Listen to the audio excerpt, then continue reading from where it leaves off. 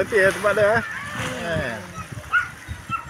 Saya sekarang berada di Pantai Merdeka. Air pasang tu tak nampak pantai dia.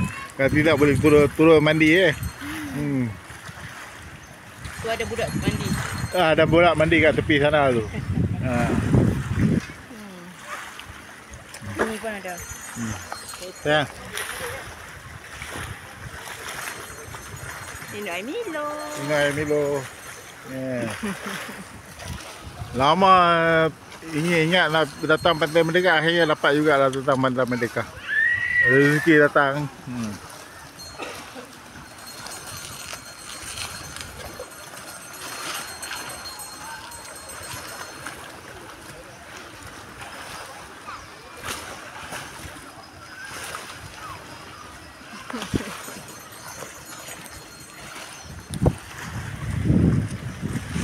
Gelap sikit belah sini bang. Sebelah sini. Sebelah sini celak. Boleh sikit.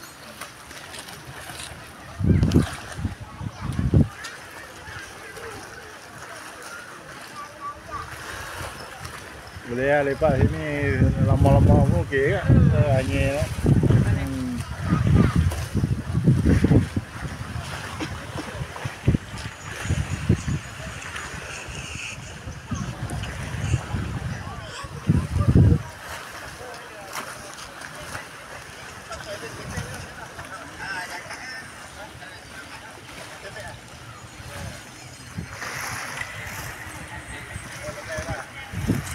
Bilang kami beh dekat ya.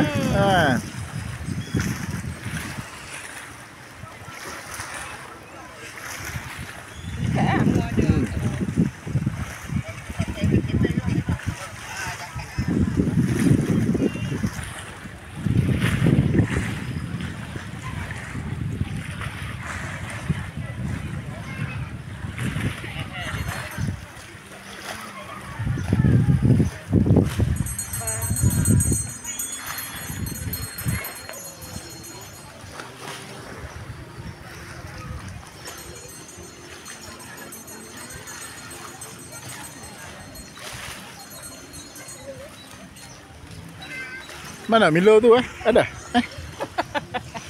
Jauh dah. Oh, jauh dah.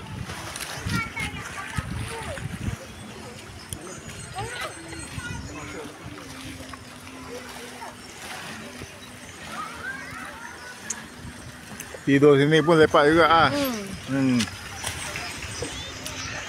Jatuh lagi, jatuh belakang. Mai.